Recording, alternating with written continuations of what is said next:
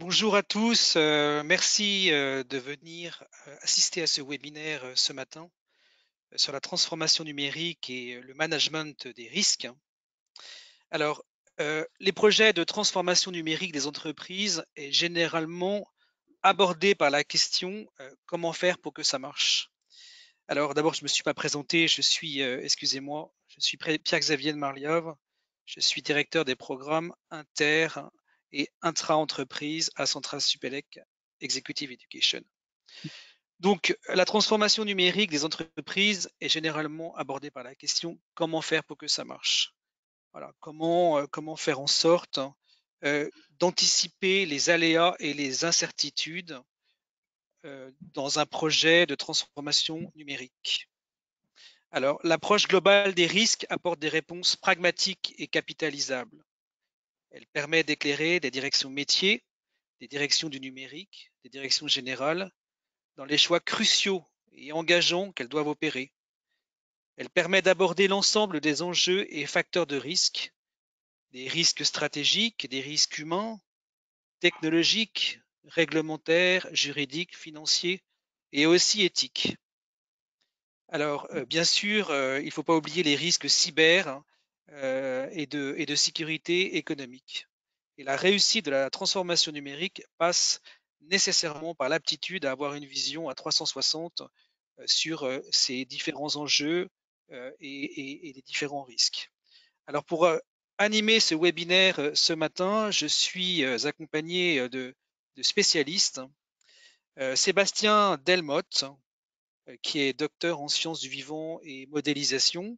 Alors, il a une double spécialité, d'une part en management des risques et d'autre part en modélisation et modélisation statistique et intelligence artificielle. Il co-dirige la société EMAD Environnement, dont il est le cofondateur, qui est une société qui accompagne ses clients dans leurs projets de développement technologique, d'innovation et d'intelligence artificielle.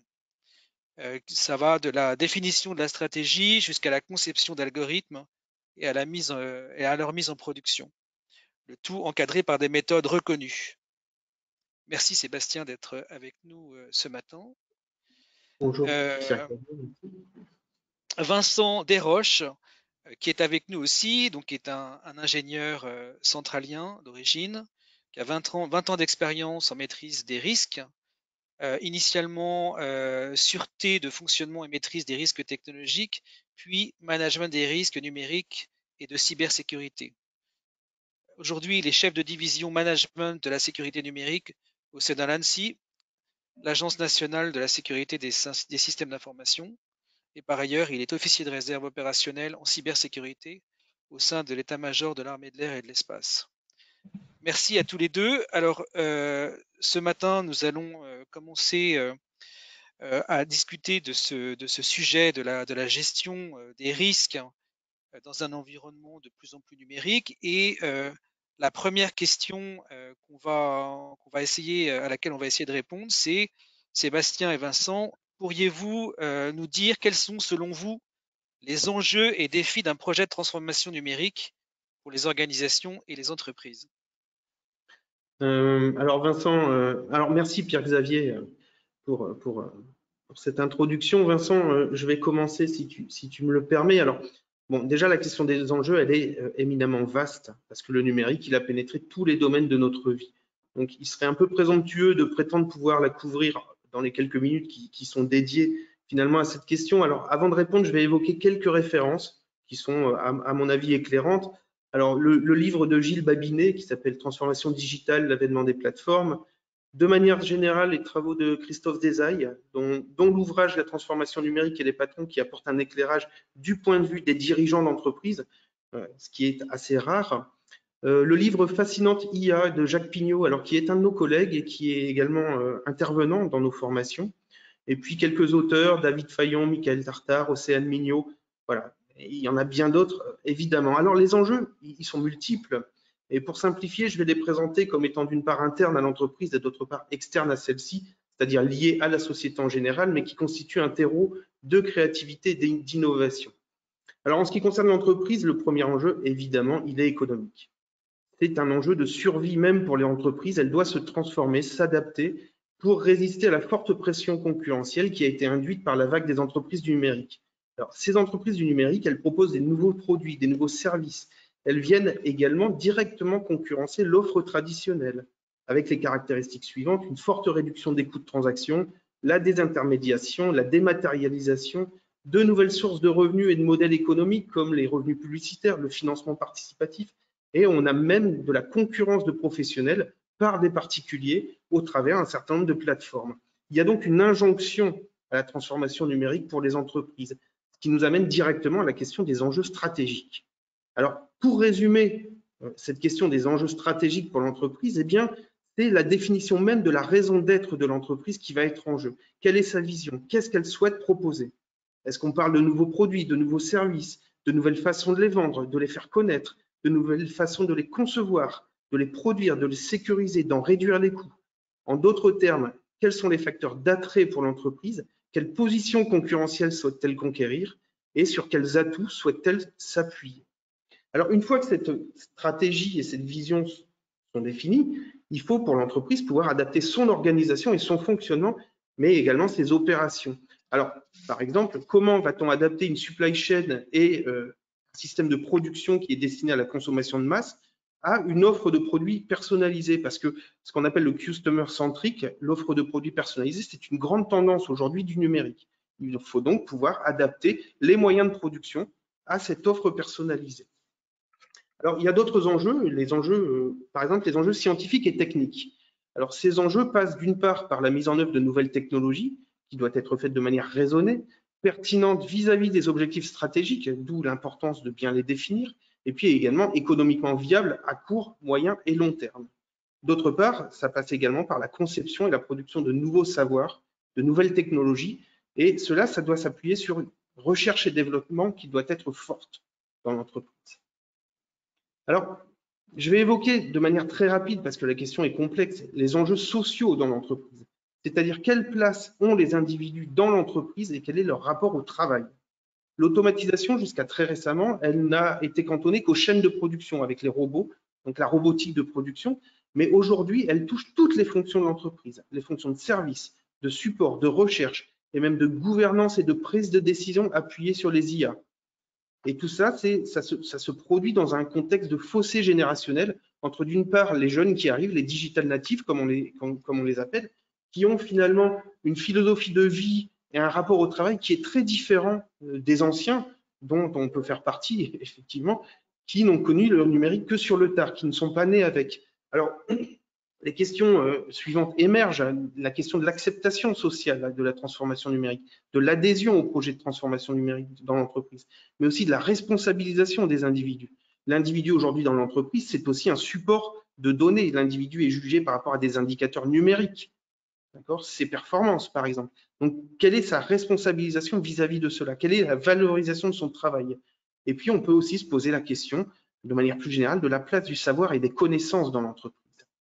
Alors, maintenant que j'ai abordé de manière assez succincte ces enjeux dans l'entreprise, je vais parler un petit peu des enjeux externes à l'entreprise. Ces enjeux, ça constitue des défis pour le développement du numérique, mais aussi un terreau de création et d'innovation pour les entreprises. D'abord, les enjeux sont sociaux. Alors, je vais aller très rapidement sur les enjeux sociaux parce que la question est complexe, mais je vais la résumer de la manière suivante. On sait que toutes les grandes ruptures technologiques, elles ont fondamentalement modifié la société et les sociétés humaines. Par exemple, l'invention de l'imprimerie a largement modifié la façon dont l'information se diffusait dans la société. Et bien là, c'est pareil pour le numérique. Donc, il est fort à parier que ce soit le cas aussi pour cette transformation. On risque d'avoir des modifications sociales importantes, et c'est déjà le cas. Alors, on va parler des enjeux culturels très rapidement, avec des plateformes, accès illimité à une quantité pléthorique d'œuvres audiovisuelles ou écrites, mais aussi des nouveaux chemins, des nouveaux moyens pour les artistes de faire connaître leur création. Et finalement, le développement d'une certaine indépendance pour la création.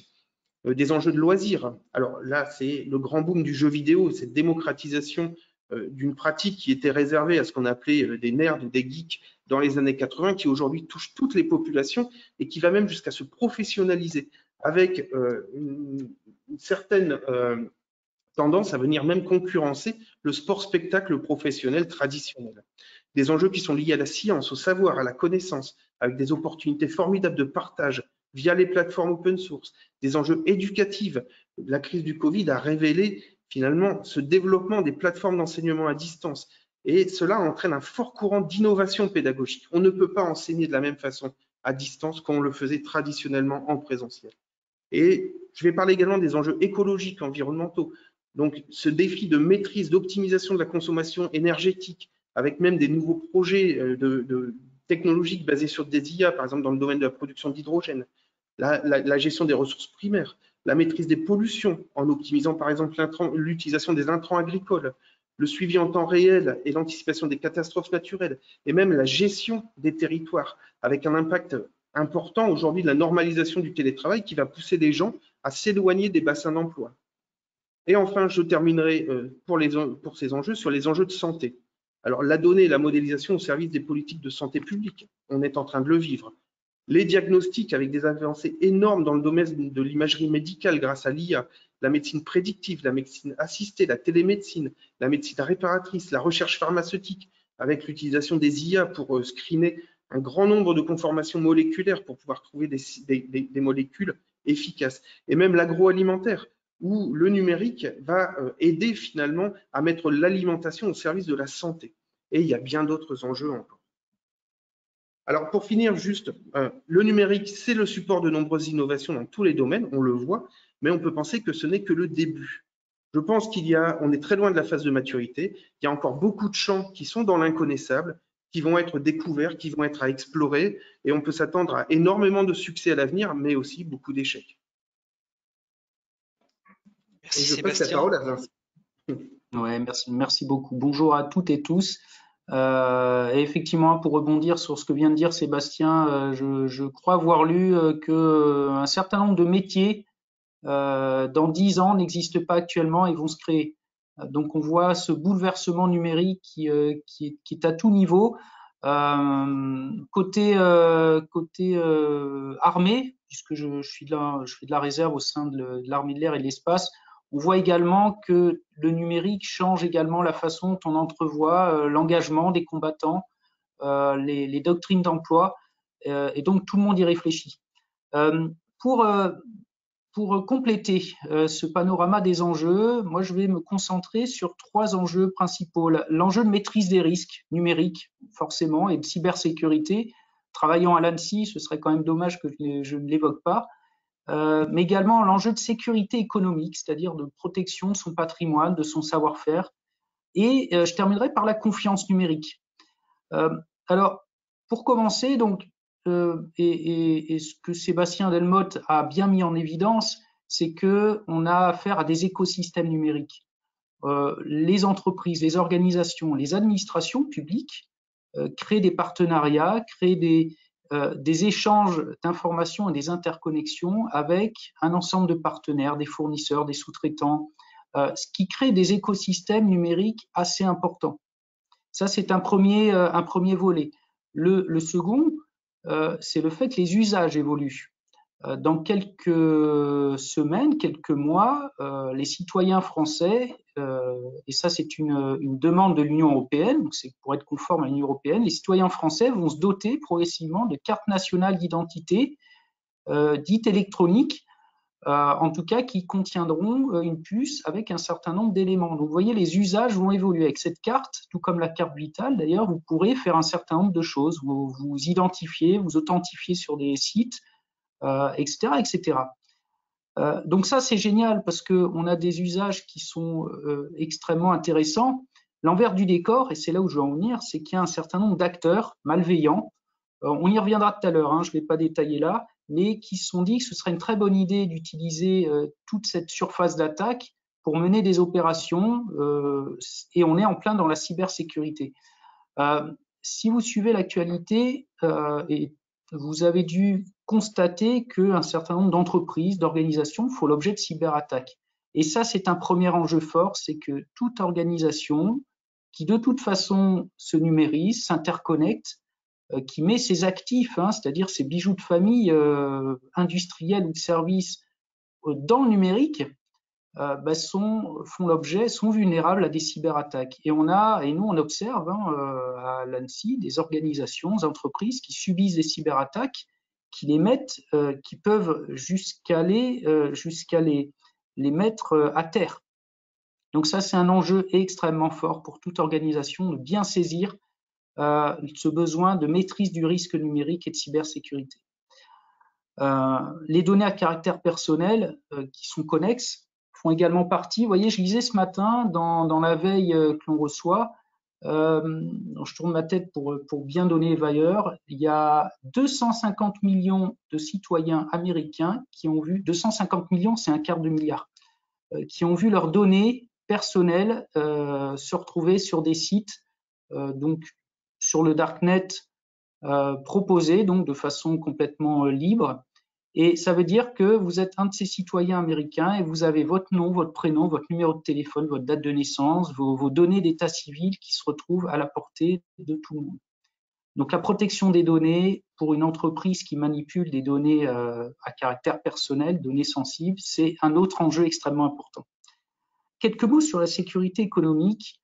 Je pense que parmi les personnes qui participent à ce webinaire, il y en a il y en a qui seront sensibles à ça. On est en pleine compétition économique entre États-puissances. Il y a une concurrence féroce.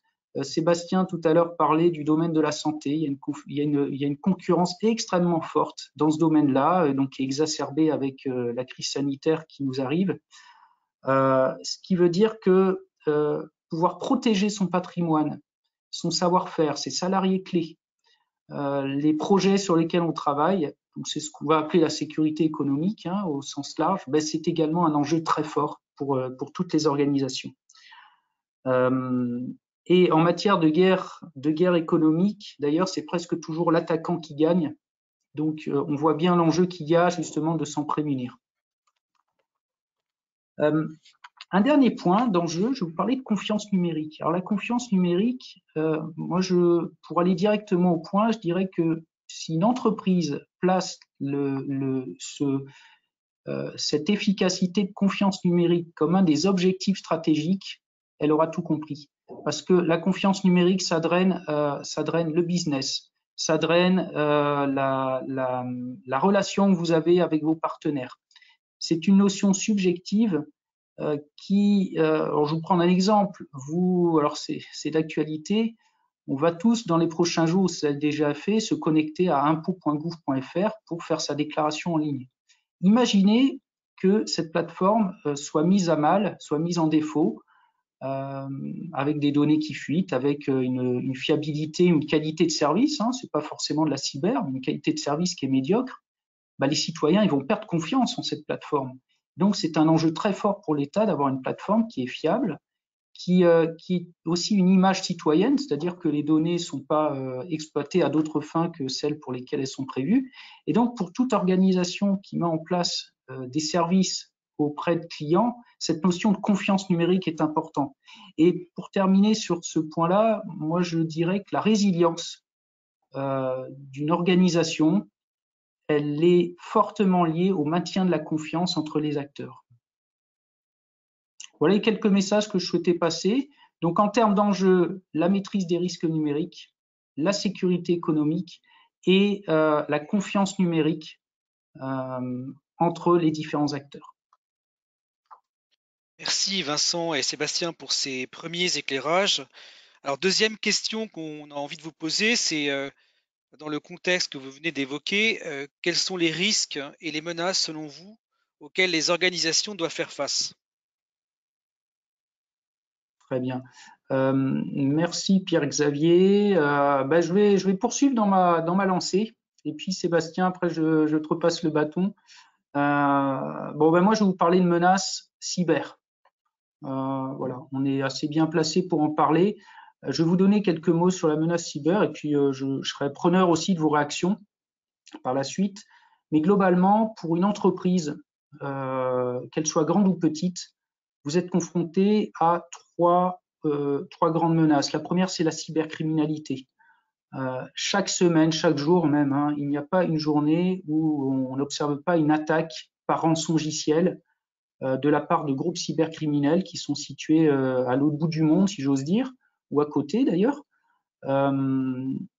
et qui vont voler vos données, faire du chantage, de la divulgation et vous demander une rançon.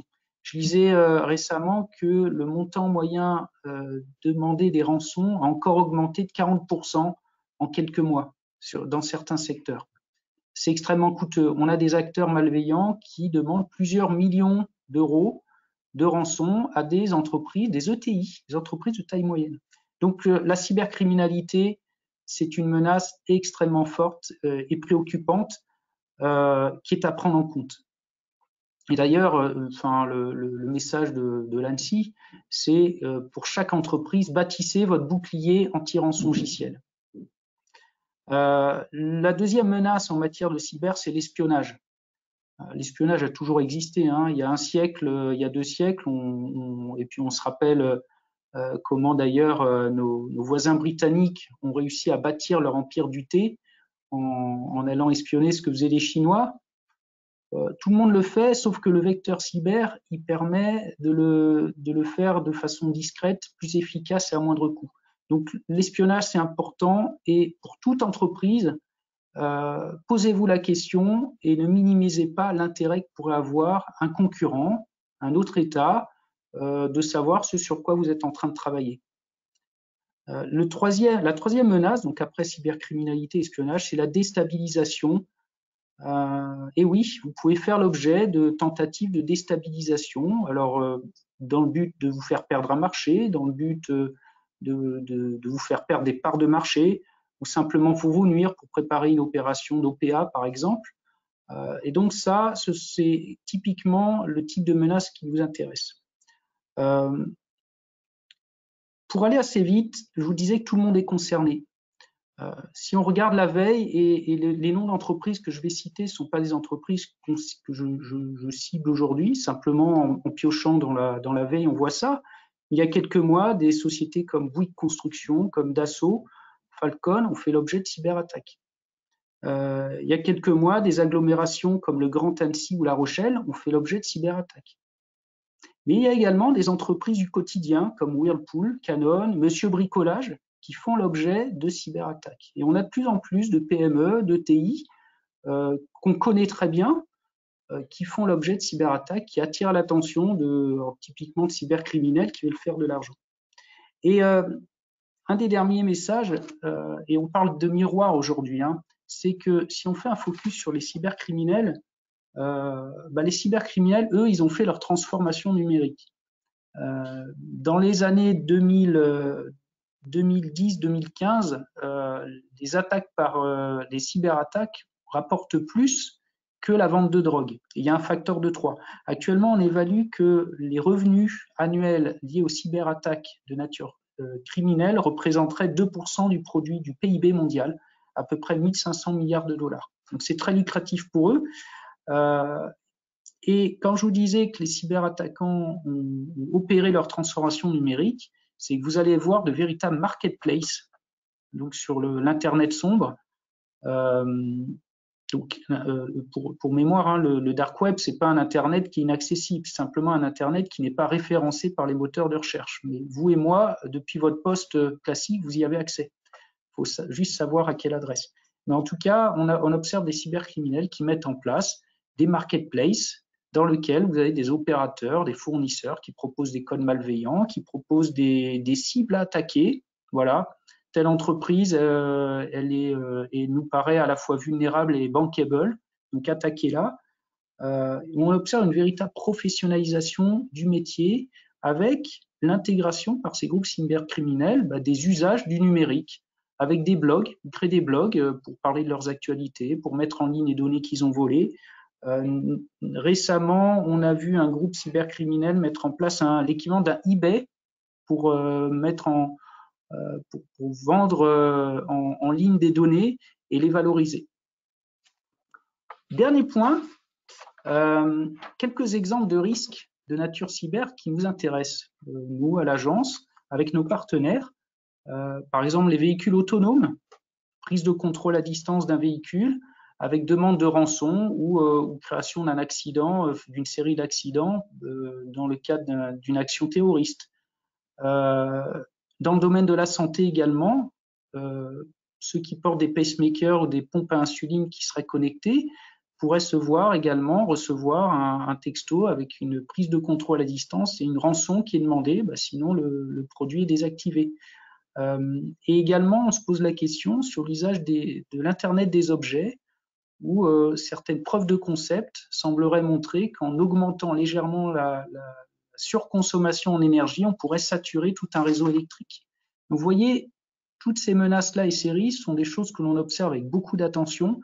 Et pour finir, le message que j'ai auprès des entreprises qui font de l'innovation qui est nécessaire, c'est de bien prendre en compte ces menaces et ces risques. Sébastien, à toi.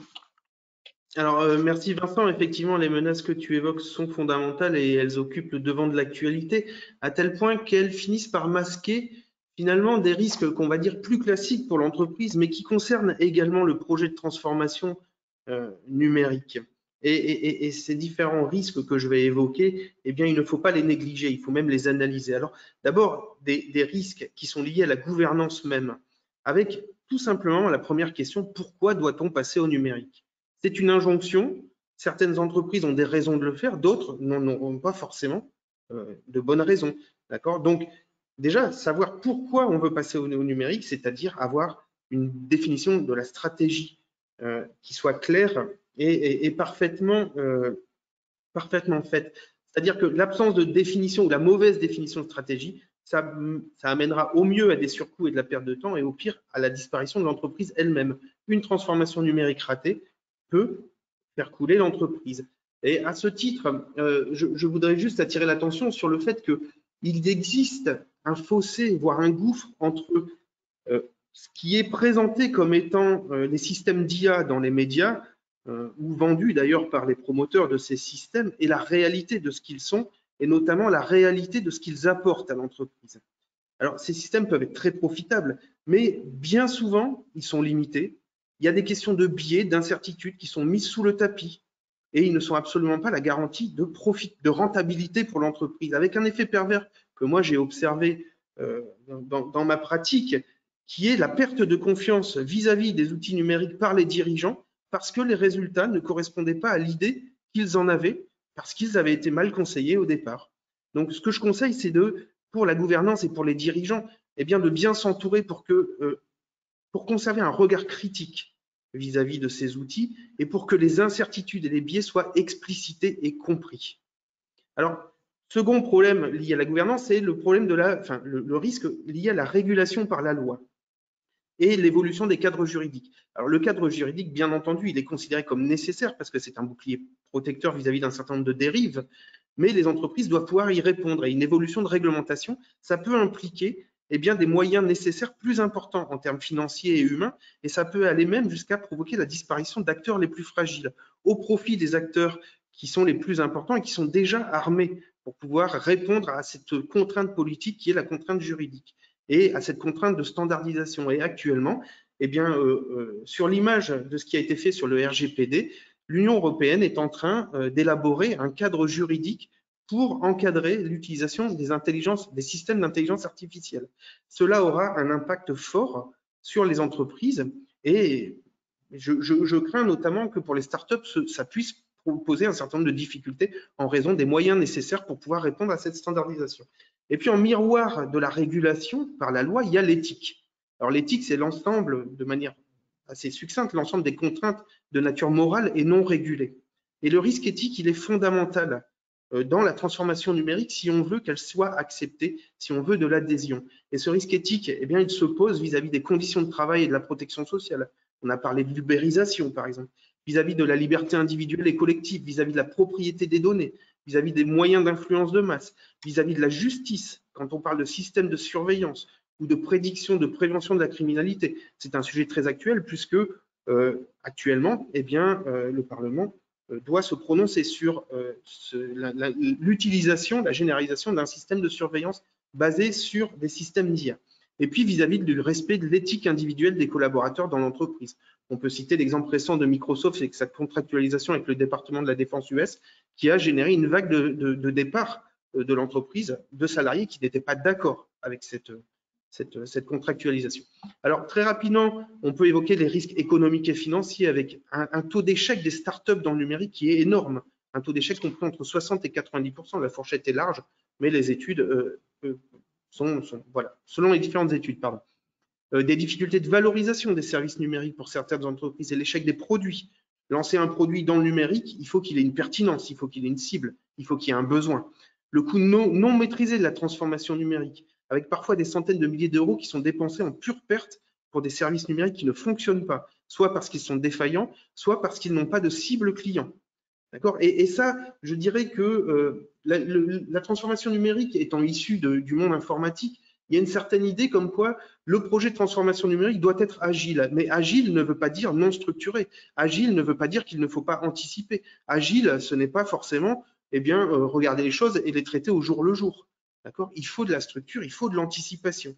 Et on voit dans certaines grandes entreprises même des transformations numériques qui sont de la pure perte économique.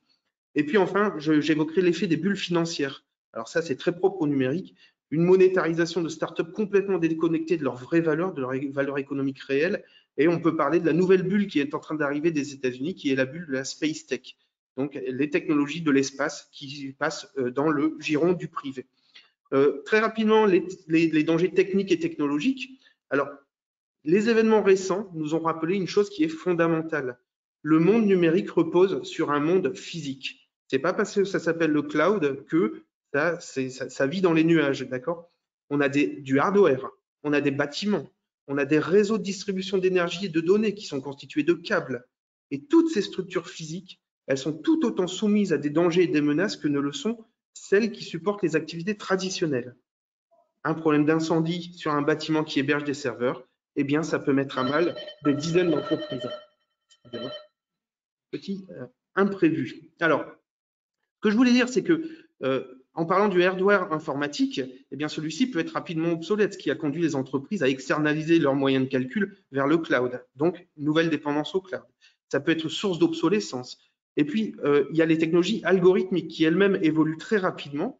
Et ça peut être aussi source d'obsolescence et ça contribue à une faible capitalisation dans l'entreprise.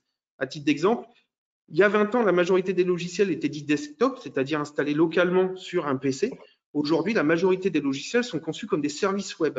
Ça a amené les clients à devoir changer leurs usages et leurs logiciels et ça amène les éditeurs à devoir reconcevoir leurs outils. Et donc, faible capitalisation à long terme. Alors, les risques réputationnels, Vincent en a parlé, passer à l'ère numérique, c'est s'exposer à des risques médiatiques et réputationnels beaucoup plus importants qu'avant, surtout dans le contexte de surréactivité des réseaux sociaux. Une petite communication non maîtrisée d'une entreprise, ça peut entraîner une traînée de poudre et devenir rapidement délétère. On l'a vu il n'y a pas très longtemps avec Danone et son eau minérale. Alors, c'est complètement fou, mais c'est comme ça que ça fonctionne. Et même la communication d'un individu qui parle en son nom peut avoir des conséquences négatives pour sa propre entreprise. Et enfin, le numérique amplifie, comme Vincent l'a dit, les actions de malveillance réputationnelle dans un cadre d'influence économique. Enfin, des dangers environnementaux, il ne faut pas nier que le numérique, qui repose sur du physique, peut aussi créer des problèmes, par exemple, de matières premières. La pénurie des terres rares qui sont utilisées dans la fabrication des composants électroniques. Actuellement, on voit un effet direct des changements climatiques concernant la production de semi-conducteurs à Taïwan. Pourquoi ? Parce qu'il y a une sécheresse à Taïwan depuis 2 ans et que pour produire les semi-conducteurs, il faut une énorme quantité d'eau. Et donc, les entreprises de production de semi-conducteurs ne sont plus en mesure de fournir la demande mondiale. On a aussi, par exemple, la pénurie des GPU, avec une forte demande liée aux jeux vidéo pendant la période Covid et aussi une très forte augmentation de l'utilisation des GPU dans les fermes de minage de crypto-monnaies.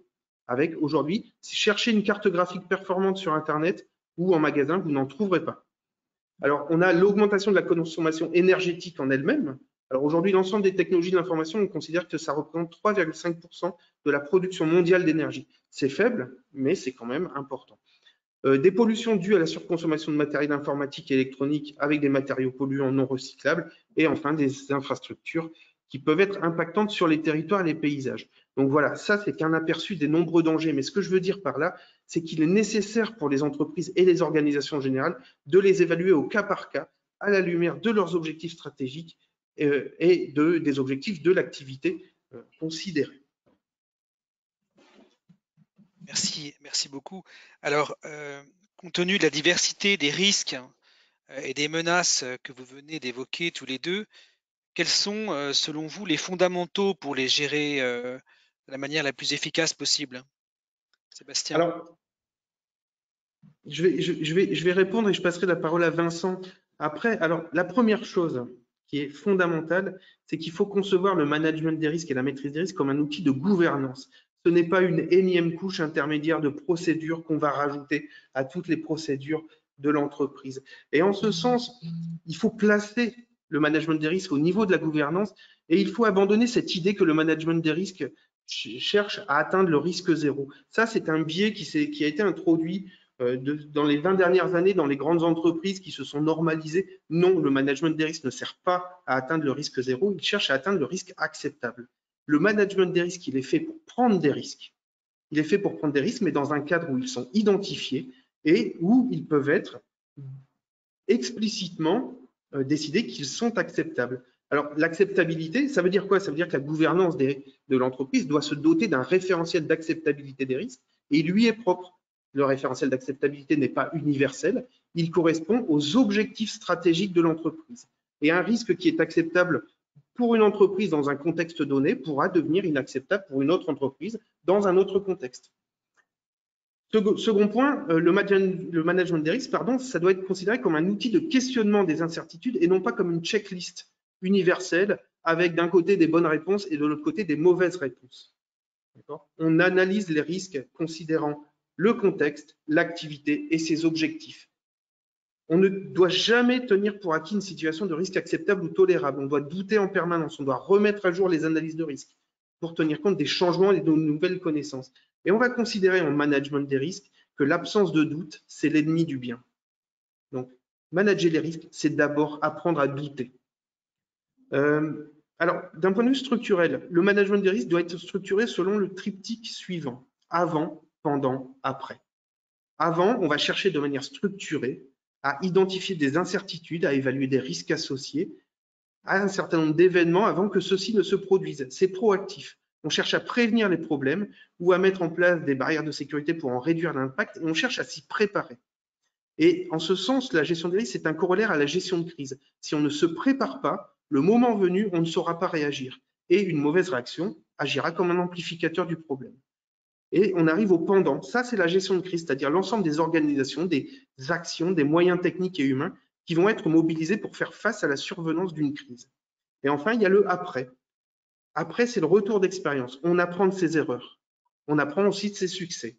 Et donc, on va chercher à analyser le pourquoi du problème ou le pourquoi du succès.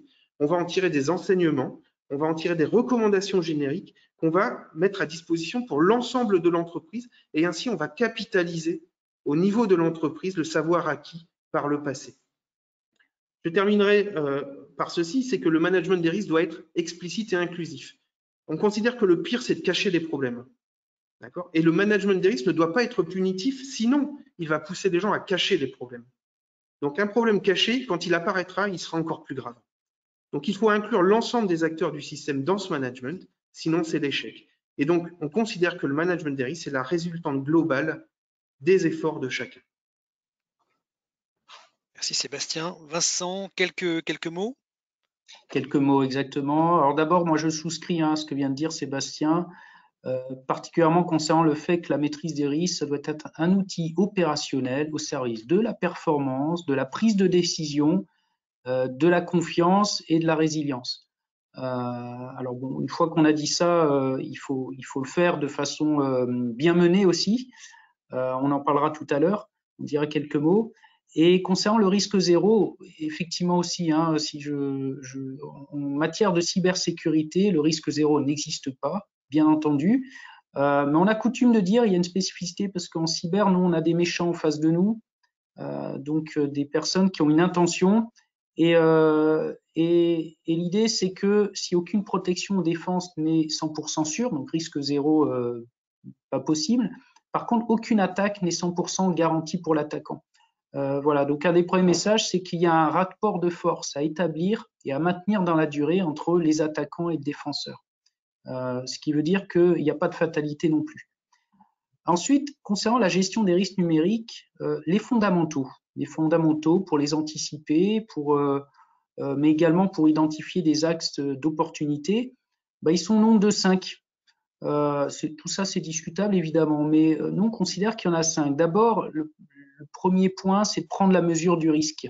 C'est classique, hein, prendre la mesure du risque. C'est le comprendre. C'est comprendre que ce risque de nature cyber, il est stratégique. Il peut vous tuer.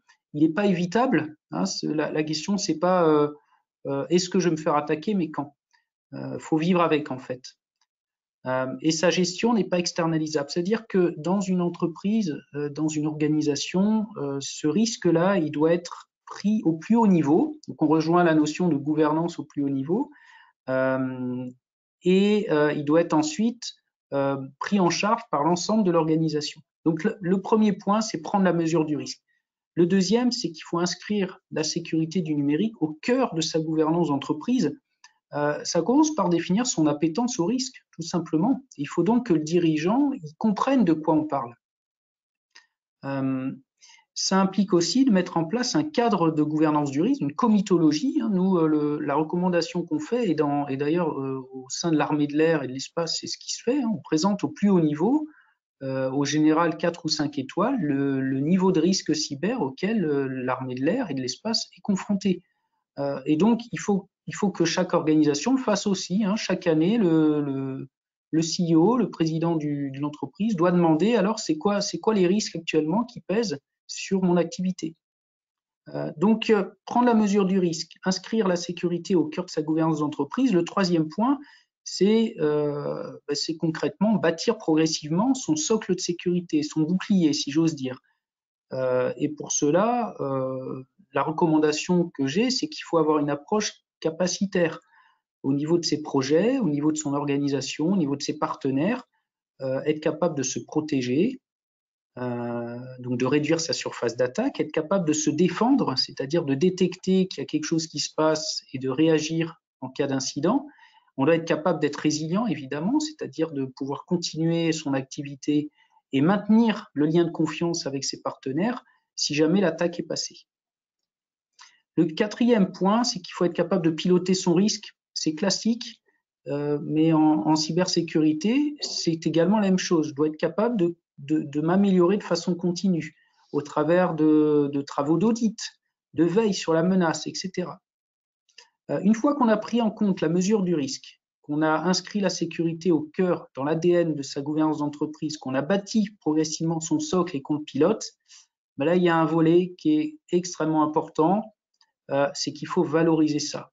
Valoriser vos investissements en matière de sécurité du numérique et en matière d'ailleurs de gestion de risque, globalement, que ça sort du cadre du numérique, mais valoriser tout ça pour, un, générer de la confiance auprès de vos clients et partenaires, et deux, en faire un atout de compétitivité. Ça veut dire qu'il faut mettre les services marketing et commerciaux là-dessus, il faut les faire plancher. Et pour terminer sur ce point-là, les petits plus, donc on parle des fondamentaux, donc je vous ai donné les 5 fondamentaux qui nous paraissent intéressants, mais les petits plus, c'est qu'il faut, ou les grands plus, il faut maîtriser son écosystème, on en a parlé, le risque, il vient pas forcément de chez vous, on a un nombre d'attaques informatiques, ce sont des attaques dites par rebond qui vont passer par votre fournisseur préféré, qui lui est peut-être moins protégé que vous, et l'attaquant va passer à travers ce fournisseur. Et dernier message, placez l'humain au cœur de votre stratégie, de maîtrise du risque, de transformation numérique d'ailleurs au sens large, pour obtenir de vos collaborateurs une participation active à la sécurité. Un exemple, il y a quelques mois, il y a une tentative d'attaque informatique qui a lieu aux États-Unis dans une ville de taille moyenne, où les attaquants ont essayé de modifier la composition de l'eau qui est fournie aux habitants au niveau d'une usine de traitement d'eau. Donc prise de contrôle à distance du moyen industriel qui était connecté à Internet et possibilité de modifier la composition d'un des adjuvants à base de produits chlorés, donc potentiellement dangereux pour la santé des habitants. C'est la personne qui était, le technicien qui était à ce moment-là devant son écran, qui a vu qu'il se passait des choses bizarres et qui a su réagir. Voilà. Et dernier message, pour toute entreprise, un des fondamentaux, c'est de trouver le bon équilibre entre les compétences qui sont internes, votre capacité à pouvoir gérer ces risques, encore une fois, au-delà du cadre cyber, et le fait que vous allez faire appel à des prestations de services qualifiées. Ça, c'est également important. En fait, il faut se créer une sorte d'armée interne et externe capable d'appréhender l'ensemble des risques. Voilà pour les quelques messages que je souhaitais passer pour les fondamentaux. Merci beaucoup de nous avoir exposé ces fondamentaux. Et la question qu'on aurait envie de vous poser maintenant à tous les deux, c'est concrètement comment on va faire et quels outils les risk managers et les acteurs de la transformation numérique doivent-ils avoir dans leur boîte à outils? Sébastien? Alors, il existe un certain nombre de méthodes plus ou moins performantes. Alors nous, celles qu'on utilise, eh bien, sont les méthodes suivantes. Alors d'abord, ce sont des méthodes de management des risques qui permettent de produire des outils du management des risques. Et ces outils, ce sont les cartographies des risques, c'est-à-dire les diagnostics, et puis les plans de maîtrise des risques. C'est-à-dire que faire de l'analyse de risque pour avoir des jolis graphiques, ça ne sert à rien. Il faut pouvoir agir. C'est un support d'action. Donc, il faut un plan d'action. Alors, je vais citer la méthode AGR, analyse globale des risques, la méthode MCRA, macro-cartographie des risques basée sur les audits, qui ont en commun de modéliser les activités étudiées, donc fournir des cartographies des risques précises et structurées, d'inclure l'analyse du financement des risques, c'était extrêmement important. Alors là, je vais renvoyer sur un webinaire qu'on avait fait d'ailleurs avec Vincent il y a quelques mois sur le financement des risques, où on abordait cette question spécifique qui aujourd'hui ne peut plus être mise de côté dans le management des risques. Et puis, de fournir des plans d'action de maîtrise des risques. Alors, il faut voir que ces méthodes peuvent être déclinables également aux risques positifs. On en a finalement peu parlé, mais les risques positifs, eh bien, ils sont associés aux opportunités et à la maximisation des gains. On peut faire de l'analyse de risque négatif et de l'analyse de risque positif. Alors, elles peuvent être complétées par des méthodes propres aux risques stratégiques, les analyses multicritères d'aide à la décision, les méthodes atouts attraits, facteurs clés du succès, et puis enfin toutes les méthodes de retour d'expérience. Donc, on a une boîte à outils, un outillage qui est parfaitement défini et qui est en plus indépendant du domaine d'activité considéré. Enfin, juste un dernier mot. Dans le cas où des données et des mesures sont disponibles et consolidées, on peut faire des modèles probabilistes pour consolider les analyses d'incertitude et permettre une meilleure pondération. Alors, il ne faut pas croire, par contre, parce qu'on a un nombre avec 5 chiffres après la virgule, on est nécessairement mieux armé et que ce nombre est plus utile qu'une estimation qualitative d'incertitude.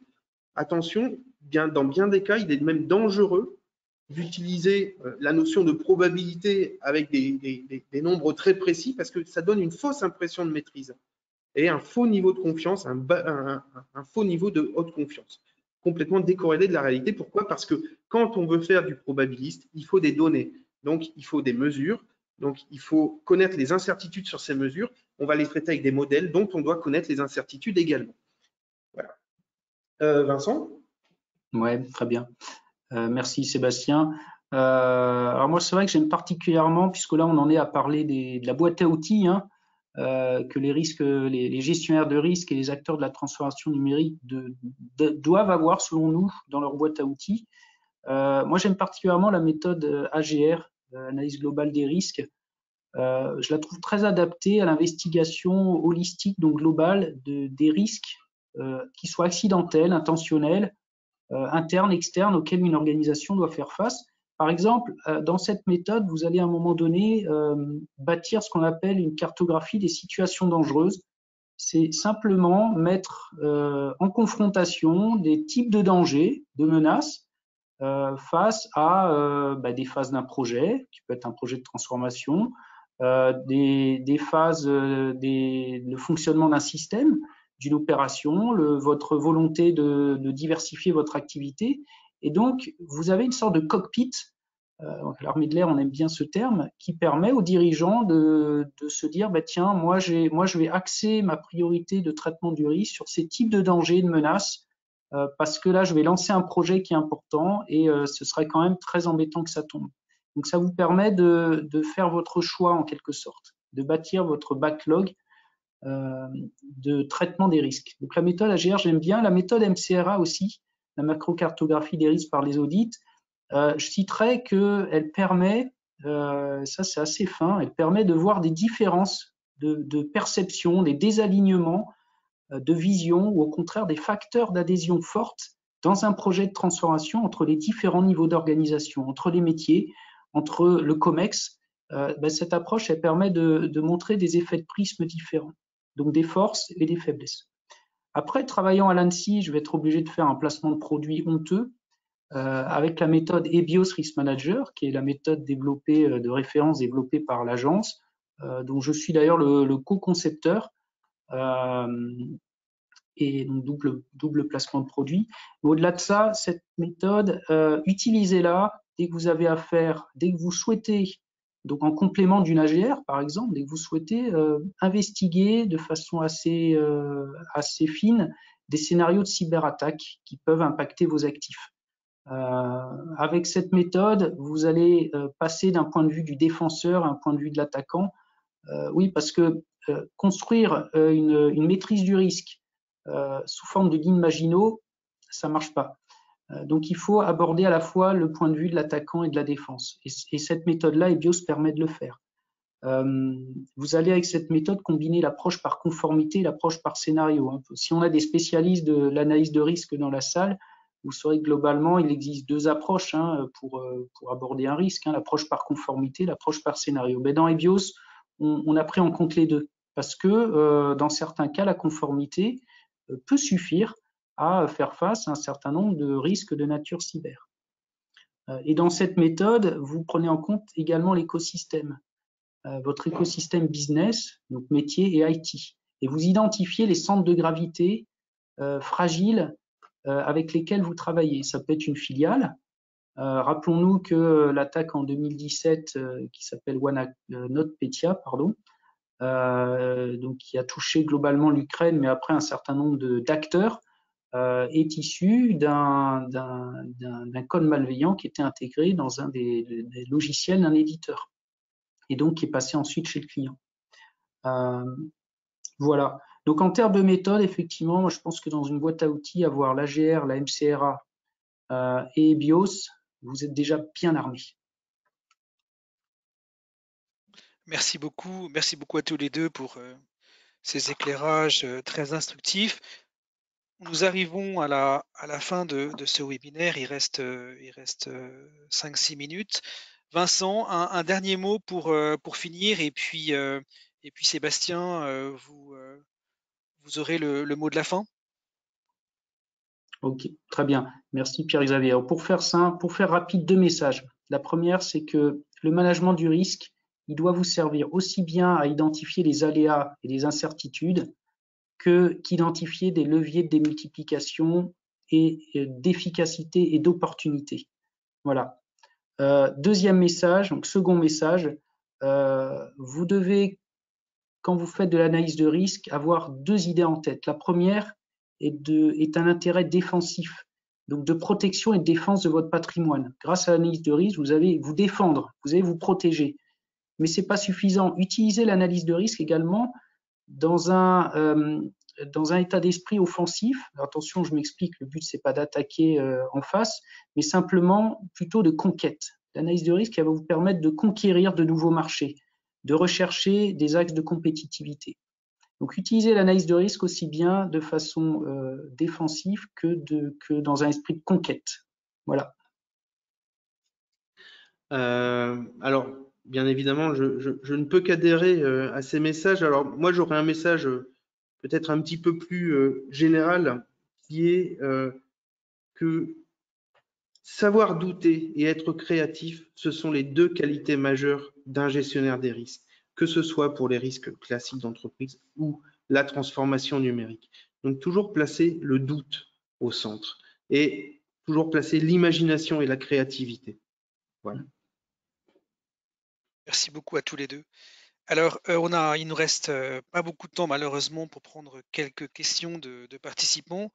Je rappelle quand même que Centrale Supélec Executive Education propose donc un parcours sur la gestion des risques qui s'appelle PJ10, qui vous sera peut-être envoyé par mail avec le replay de ce webinaire, qui est disponible en inter-entreprise en intra-standard. Donc, on est capable de rassembler les personnes d'une même organisation, d'une même entreprise pour leur délivrer le parcours.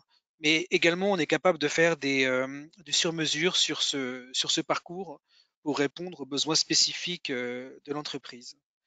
Voilà, donc c'est un parcours qui est possible en présentiel ou en distanciel et qui, de mémoire, doit commencer début juin. C'est ça, Sébastien? Oui, tout à fait. Voilà, donc le 1er juin, donc l'ouverture a commencé déjà et vous pouvez prendre contact avec Virginia donc à Centrale Supélec Exec pour avoir des renseignements sur ce parcours. Le parcours s'étale de juin 2021 jusqu'à avril 2022. Sébastien, tu peux en 30 secondes nous expliquer un peu le cadre de ce parcours, hein, ce qu'on Alors, attend ce des parcours a été... participants. Oui, tout à fait. Alors, ce parcours, il a été conçu dans l'état d'esprit suivant. Il faut que le risk manager puisse travailler avec le CDO ou le CTO de l'entreprise, donc celui qui est chargé de la transformation digitale. Et donc, on va avoir un parcours qui va à la fois fournir les armes, les outils de risk management pour les participants, et puis qui va également avoir des modules en commun avec une autre formation qui est la formation de Centrale Supélec Executive Education, donc la formation CDO pour les Chief Digital Officer, donc qui est dirigée par Caroline Venn, et un module de rencontre entre les CDO et les risk managers pour qu'ils puissent effectivement échanger et puis travailler ensemble sur cette notion de risque à l'ère numérique et cette notion de risque numérique. Bon, il va y avoir effectivement d'autres points qui ont été abordés lors de ce webinaire qui sont abordés dans la formation, comme l'intelligence économique, la cyberdéfense, la gestion de crise cyber, la gestion des risques de réputation. Et j'ajouterai pour finir que la certification est fondée sur l'élaboration d'un projet pilote qui concerne l'entreprise du participant, c'est-à-dire qu'à la fin de la formation, eh bien, le participant a un produit à livrer à son entreprise. Et ce produit, eh bien, c'est un projet d'analyse et de management des risques concernant la transformation numérique ou un point particulier de cette transformation numérique, bien entendu, donc directement valorisable. Voilà l'état d'esprit et le contenu de cette formation. Merci Alors, Sébastien. On a une question d'un participant. On n'a pas beaucoup de temps, mais on va essayer d'aller vite. Donc, vous avez évoqué la future réglementation européenne sur l'intelligence artificielle. Pouvez-vous en dire plus? Donc, en 30 secondes, l'un ou l'autre. Alors, ah oui, la réponse, effectivement, va nécessiter d'être rapide. Alors, on a les premiers éléments qui commencent à sortir, effectivement, sur cette nouvelle réglementation qui est dans l'état d'esprit du RGPD, qui va nécessiter, d'une part, de classer, de faire une typologie des systèmes d'intelligence artificielle en fonction de leurs objectifs, de leurs cibles et des impacts potentiels, notamment en termes de décision, qui peuvent concerner des aspects importants de la vie. Donc, séparer les algorithmes qui auront un impact fort de ceux qui en auront un impact beaucoup plus faible. Et puis, très probablement, eh bien, un certain nombre d'obligations concernant de l'analyse des risques sur ces systèmes d'IA. Donc, on est en plein au cœur du sujet parce que l'IA qui s'est développée indépendamment de la gestion des risques, eh bien, les deux domaines sont en train de se rejoindre. Voilà. Voilà, petit complément. Donc, c'est un règlement, une proposition de règlement qui a été adoptée par la Commission européenne le 21 avril, donc il y a vraiment quelques jours. En allant sur le site de la Commission, vous le trouverez. On peut aussi imaginer de le mettre de le poster en ligne avec les résultats. Mais en tout cas, c'est très récent et très intéressant. Il y a vraiment des choses à faire. Merci beaucoup Sébastien, merci beaucoup Vincent. Il est 12h32, donc on est pratiquement dans le timing. Malheureusement, on ne peut pas prendre d'autres questions. On n'a plus qu'à vous souhaiter une très bonne journée. N'hésitez pas à revenir vers nous pour des questions que vous auriez suite à ce webinaire qui a été très complet, très riche en exemples. Donc, je vous remercie vraiment tous les deux. Et puis, on se tient à votre disposition pour de plus amples informations. Bonne journée à tous. Merci beaucoup. Très bien. Merci Pierre-Xavier. Merci. Merci Sébastien.